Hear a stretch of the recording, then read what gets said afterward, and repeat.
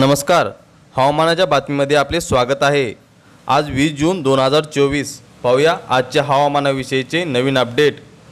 भारतीय हवामान खात्याने दिलेल्या माहितीनुसार विदर्भ, मध्य महाराष्ट्र आणि कोकणात आज गुरुवारी मुसळधार पावसाला सुरुवात होईल। यामध्ये मुंबई, पुणे, ठाणे, रायगड आणि रत्नागिरी या जिल्ह्यांत पावसाच्या जोरदार सरी बरसतील। तर पश्चिम आणि उत्तर महाराष्ट्रात देखील पावसाचा अंदाज वर्तवण्यात आला आहे। IMDने दिलेल्या अंदाजानुसार आज बुलढाणा, अमरावती, यवतमाळ, अकोला, अमरावती, वर्धा, नागपूर, भंडारा, गोंदिया या जिल्ह्यांमध्ये जोरदार पावसाच्या सरी पडतील।